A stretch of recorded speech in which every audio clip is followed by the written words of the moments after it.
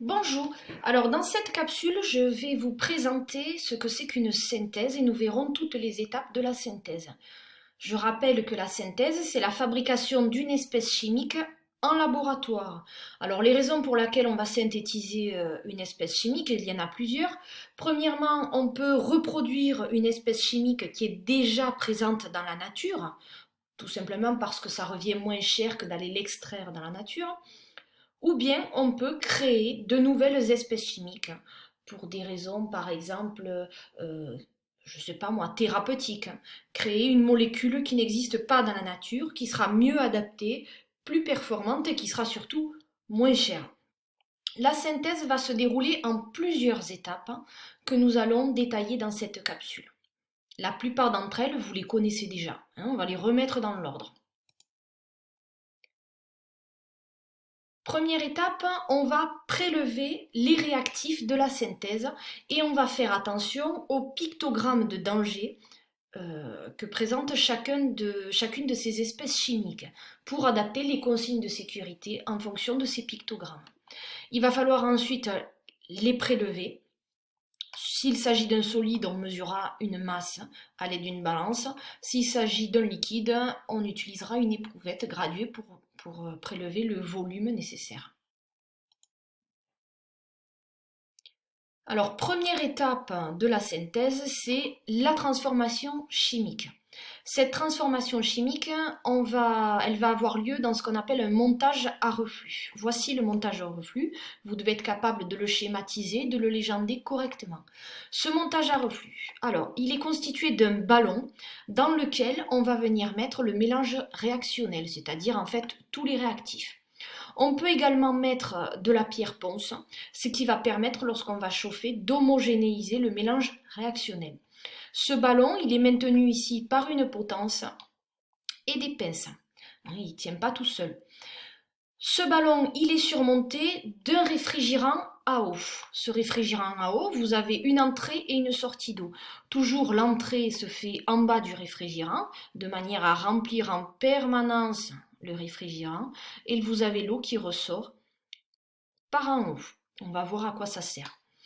Le ballon, pour permettre de chauffer, on va utiliser un chauffe-ballon qui est ici. Et ce chauffe-ballon, il sera posé sur un support élévateur en position haute. Absolument, pour des raisons de sécurité. Alors, pourquoi utiliser un montage à reflux? Il y a deux explications. Premièrement, ça permet d'éviter les pertes de matière. Parce que lorsque les réactifs ou les produits vont chauffer, il y a une partie qui va se vaporiser. Et lorsque ces vapeurs vont rencontrer les parois froides du réfrigérant, elles vont se liquéfier à nouveau et on va récupérer ces vapeurs. Donc il n'y a pas de perte de produit à ce niveau-là. Et deuxième raison, c'est tout simplement parce que lorsqu'on chauffe, la vitesse de réaction augmente. Que vous dire d'autre? Alors pourquoi mettre le support élévateur en position haute? C'est pour pouvoir arrêter à tout moment, enlever la source de chaleur à tout moment en baissant simplement le support élévateur. Nous allons maintenant passer à l'étape suivante, la troisième étape qui sera l'étape d'isolement. On va se retrouver avec un mélange qui va contenir les produits formés, mais aussi les réactifs qui n'auront pas été consommés. Donc on va isoler le produit qui nous intéresse. Pour ça, deux techniques différentes en fonction que le produit à récupérer soit un liquide ou un solide. Dans le cas d'un solide, on va faire ce qu'on appelle une filtration sous vide ou une filtration Buchner. Pour ça, on va utiliser ce montage-là, où on a une fiole à vide qui est reliée au robinet d'eau ou tout simplement à un moteur. C'est ce qui sera le cas d'ailleurs au lycée. On a un moteur qui va faire le vide, qui va aspirer l'air qui est dans la fiole à vide, et ainsi va permettre de mieux séparer, de séparer de manière plus efficace le solide du liquide. Lorsqu'on va faire ça, on va rincer le produit solide avec un solvant qui sera glacé. Pourquoi l'utiliser glacé, ce solvant? C'est pour éviter justement qui solubilise le produit qui nous intéresse, qui est solide. Une fois qu'on aura récupéré le solide, on le placera à l'étuve pour le sécher et ne garder que le solide. Dans le cas où le produit que l'on veut isoler est un liquide, là on fera une extraction par solvant qu'on a appris à faire en choisissant le bon solvant dans un des chapitres précédents.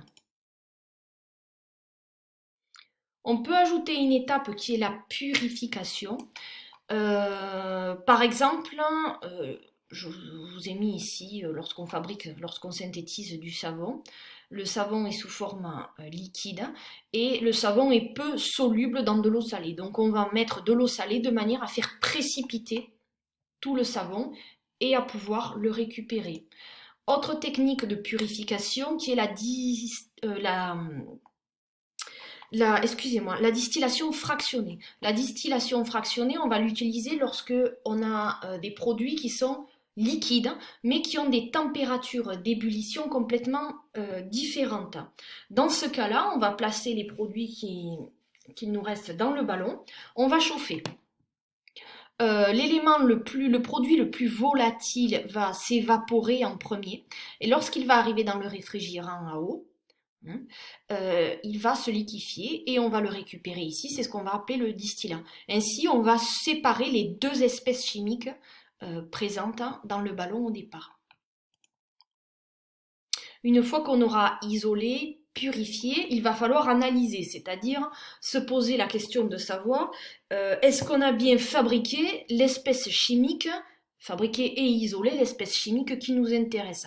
Alors là, on a plusieurs options. On peut soit se servir des caractéristiques physiques de l'espèce chimique qu'on a voulu synthétiser. Par exemple, si on a un solide, on peut utiliser sa température de fusion. Donc on peut utiliser un banc aux fleurs pour vérifier que la température de fusion est bien celle du produit attendu. On peut utiliser aussi, dans le cas d'un liquide, vérifier sa masse volumique, vérifier son indice de réfraction ou sa température d'ébullition. Deux autres techniques qu'on a déjà vues, soit en seconde, soit dans les précédents chapitres, la chromatographie sur couche mince, la CCM, ou encore une méthode spectroscopique. Alors la question qu'on va se poser ensuite, c'est eh bien, est-ce que notre synthèse aura été efficace? Pour ça, on va calculer ce que l'on appelle le rendement. Le rendement, on va le noter état. Pour calculer le rendement de notre synthèse, alors on peut faire soit à partir des quantités de matière, soit à partir des masses. Ça fonctionnera exactement de la même manière. Le rendement, en général, on va l'exprimer en pourcentage. Alors, pour calculer le rendement, eh bien, on va faire le rapport de la quantité de matière ou de la masse, je vous ai dit, de produits obtenus effectivement lors de la synthèse, divisé par la quantité de matière attendue. Alors, pour déterminer cette quantité de matière attendue, eh bien, on va tout simplement faire un tableau d'avancement, déterminer les quantités de matière initiale, déterminer le réactif limitant et en déduire la quantité de matière qu'on est censé obtenir à la fin du produit qui nous intéresse. On fait le rapport de ces deux quantités de matière ou de ces deux masses et on multiplie par 100 pour avoir le rendement en pourcentage. Alors clairement, le rendement ne sera jamais de 100%. Plusieurs raisons peuvent expliquer un faible rendement. Tout d'abord, tous les réactifs n'ont pas forcément été consommés, c'est-à-dire que la réaction n'aura pas été totale. Soit la réaction n'est pas totale, c'est-à-dire qu'elle ne se fera pas en entier, soit on n'y a pas laissé le temps de se faire, ce qui est une autre possibilité. Il peut y avoir eu des pertes de produits lors des manipulations, par exemple, lorsque le refroidissement n'a pas permis de récupérer, de faire précipiter tout le solide. Voilà. Maintenant que vous savez tout ça, eh bien, ça va être à vous de synthétiser votre espèce chimique en TP.